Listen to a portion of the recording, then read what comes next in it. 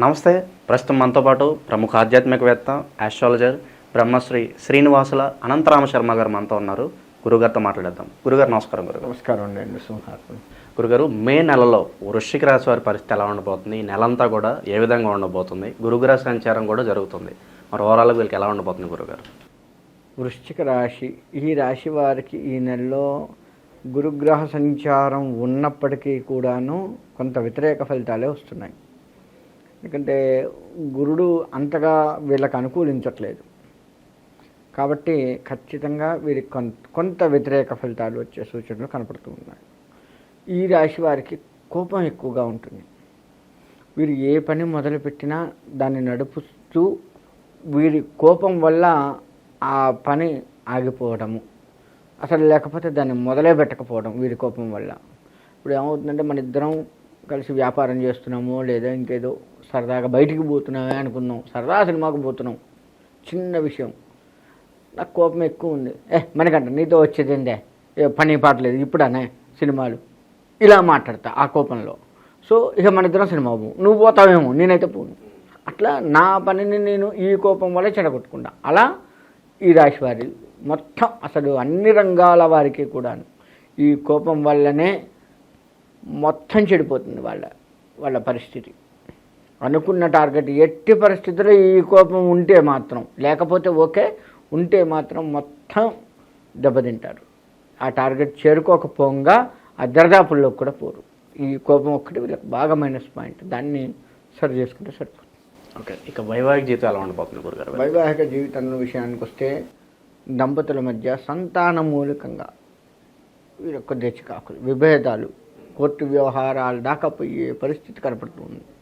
అంటే సంతాన మూలకంగా అంటే ఇక్కడ రెండు రకాలుగా చెప్పుకోవచ్చు. ఈ సంతానం కొంచెం అవిటి సంతానం కలగటం వల్ల ఇట్లాంటి దాన్ని కన్నావు నువ్వు అని తన అనడం, మీ వాళ్ళల్లో ఇట్లున్నారు, ఎవరో ఉండుంటారు, నాకు అందుకే ఇట్ట పుట్టారని తన అనడం, ఇటువంటి కొంత జరిగి విడాకులు దాకపోయేది కొంత కనపడుతుంది. కొంత వచ్చేసి యువత పెడుదారు పట్టడం వల్ల మీ పెంపకం ఇట్టుంది, నీ పెంపకం ఇట్టుందని వీళ్ళు కొట్టుకొని చివరికి కోర్టుకు పోయి తద్వారా అక్కడ కూడా వాళ్ళ పరిష్కారాన్ని వాళ్ళకు చేస్తూ వీళ్ళ గొడవలు మాత్రం వీళ్ళకి అవుతూ ఉంటాయి. ఇలా అన్ని రంగాలుగా కూడాను కాస్త సంతాన విషయంలో విద్యార్థులు కూడా అంతే. సరైన మార్కులు రాక, నువ్వు సరిగ్గా చదివించలేదు, నువ్వు సరైన స్కూల్లో వేయలేదు, ఇటువంటి మాటల ద్వారా కూడా ఈ సంతానం వల్ల కాస్త వైవాహిక జీవితం గొడవలతోటే సాగుతుంది. ఈ నెల మొత్తం కూడా వీరికి గొడవలే సరిపోతాయి. వీళ్ళని సరి చేయటం, మళ్ళీ ఎక్కడొక్కడ గొడవ పట్టడం, మళ్ళీ సరి చేయటం, మళ్ళీ గొడవ పట్టడం, ఇదే సరిపోతుంది ఇంక వీళ్ళకి. ఇక వ్యాపార పరంగా ఎలాంటి ఇన్వెస్ట్మెంట్స్ చేసుకుంటే బాగుంటుంది గురుగారు? వీళ్ళు వ్యాపారం విషయానికి వస్తే పొత్తు బాగుంటుంది వీళ్ళకి. ఈ రాశి వాళ్ళల్లో పొత్తు వ్యాపారాలు నువ్వు ఏదన్నా చేయండి, ఏది చేసినా కాస్త వేరే వాళ్ళని జత చేసుకొని వ్యాపారాన్ని కనుక చేసుకుంటే ఏ వ్యాపారమైనా వీళ్ళకి బాగుంటుంది. అందులో ఎటువంటి సందేహం లేదు. ఇక విదేశీ ప్రయత్నాలు ఫలించే అవకాశం కనిపిస్తున్నాయా? కనిపిస్తున్నాయి, కానీ మనం ఇందాక చెప్పుకున్నట్టుగా వీరి కోపం దాన్ని ఎదురు చివరి మూమెంట్ దాకా ఆశాజనకంగా ఉండి చివరిలో ఇబ్బంది పడుతూ ఉంటారు. అక్కడి నుంచి ఇక్కడికి వచ్చే వాళ్ళైనా సరే, ఇక్కడి నుంచి పోయే వాళ్ళే కాదు, అక్కడి నుంచి ఇక్కడికి వస్తూ ఉంటారు. ఇప్పుడు సెలవులు వచ్చినాయి, మన ఊరు వెళ్దాము, మన పొలాలు చూద్దాము, లేదా మన ఇంటికి వెళ్దాము, మన స్నేహితుల్ని కలుద్దాము, ఇలా రకరకాలుగా వస్తారు. అలా వచ్చే వాళ్ళు కూడా చివరి నిమిషంలో రాకుండా అవుతారు. అలా కూడా వీళ్ళకు అట్లా విదేశాల నుంచి మన దగ్గరికి రావాలన్నా, ఇక్కడ వాళ్ళు అక్కడికి వెళ్ళాలన్న ప్రయత్నాలు కొత్తగా చేస్తున్నవారు కావచ్చు, ఆల్రెడీ వెళ్ళి వస్తూ ఉన్నటువంటి వాళ్ళైనా కావచ్చు, చివరి నిమిషంలో వీళ్ళకి కాస్త ఇబ్బంది కలుగుతూ ఉంటుంది. ఇక ఆర్థిక స్థితిగతులు ఎలా ఉండబోతున్నాయి గురుగారు వీళ్ళకి? ఆర్థిక స్థితిగతుల దగ్గరకు వస్తే సామాన్యంగా సాగుతుందని చెప్పొచ్చు. పూర్తిగా డౌను కారు, పూర్తిగా హై లెవెల్కి వెళ్ళరు. ఎప్పుడూ నడిచినట్టే నడుస్తుంది. కాస్త హై లెవెల్లో ఉన్న వాళ్ళు ఒక రకంగా తగ్గే అవకాశం కూడా కనపడుతుంది. బాగా మామూలు హై కాదు, పిచ్చి హైలో ఉన్నాడు, మంచి సినీ నటుడు లేదా మంచి రాజకీయవేత్త, మంచి పేరున్నవాడు అయినా సరే ఒక డౌన్ తగ్గే అవకాశం కూడా కనపడుతుంది. అంటే మంచి హైలో ఉన్నాం కదా, ఇంకా ఆదాయం తగ్గేది ఏంటి అనుకుంటాం, కానీ వీళ్ళ యొక్క పోకడ ఆ విధంగా ఉండి వీళ్ళ మీద కొంత చెడు అభిప్రాయం కలిగి వీళ్ళకి ఏది సహకరించక అనుకున్న టార్గెట్స్ సాధించలేక ఇబ్బంది పడేది కనపడుతూ ఉంటుంది. ఇక శుభకార్యాలు పరిస్థితి గురువుగారు. శుభకార్యాలు వీళ్ళు పాల్గొనటమే ఎక్కువగా ఉంటుంది. చేసిన దానికంటే చేస్తారు, చిన్న చిన్న శుభకార్యాలతోటే సరిపెట్టుకుంటారు.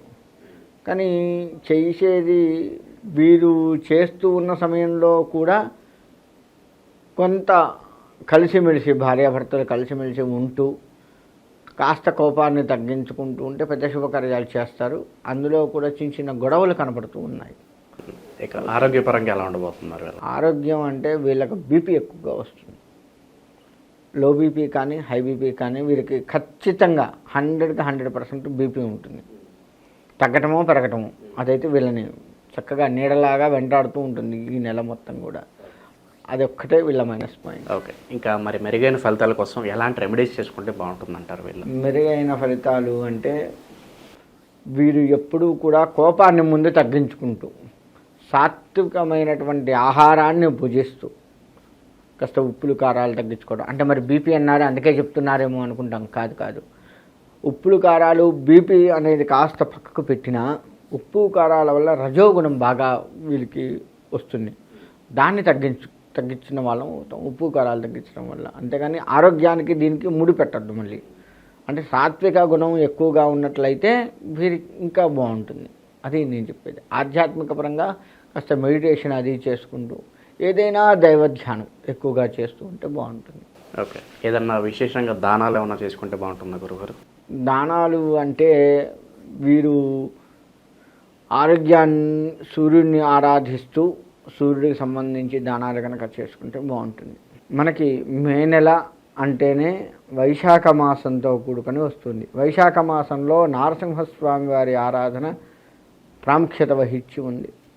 కాబట్టి అన్ని రాశుల వారు కూడాను ఈ మే నెలలో విష్ణుమూర్తి ఆరాధన, మనకి శత్రు సంహరణ బాగా కావాలి, దానికోసం నారసింహస్వామి ఆరాధన చేస్తూనే విష్ణువుకు సంబంధించి ఈ నెల మొత్తం కూడా ఆరాధన బాగా చేసినట్లయితే మంచి ఫలితాన్ని ఇస్తూ ఉంటుంది. అంతేకాకుండా మే నెలలో చేయాల్సిన దానాలు అంటే వైశాఖ మాసంలో మన శాస్త్రం కొన్ని దానాలు చేయమని చెప్పింది.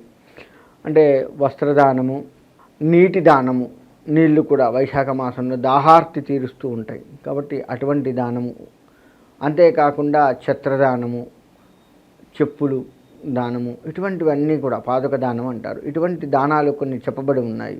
వాటిని కనుక తెలుసుకొని చేసినట్లయితే తప్పకుండా అన్ని రాశుల వారికి ఈ దాన ఫలితం మనకి అంది వాటి నుంచి కాస్త మనం ఉపశమనం పొందే అవకాశం ఉంటుంది. కాబట్టి అన్ని రాశుల వారు కూడాను ఈ నెలలో దానాలు చేస్తూ విష్ణుమూర్తి ఆరాధన బాగా చేసినట్లయితే విష్ణువు ప్రీతిగా మనం ఏది చేసినా సరే మన యొక్క కష్టాన్ని ఆయన తీసివేసి, మన శత్రువుల్ని ఆయన తీసివేసి మనల్ని పెడదోవ పట్టకుండా మనకి కూడా స్వామివారి యొక్క అండదండలు ఉండి చక్కగా మన ఈ మే నెలలో వచ్చే ఒడిదుడుకులు ఏవైతే ఉన్నాయో అవన్నీ కూడాను బయటపడటానికి విష్ణు ఆరాధన ఎంతైనా మంచిది. కాబట్టి అందరూ కూడా ఈ విధంగా చేసుకోండి.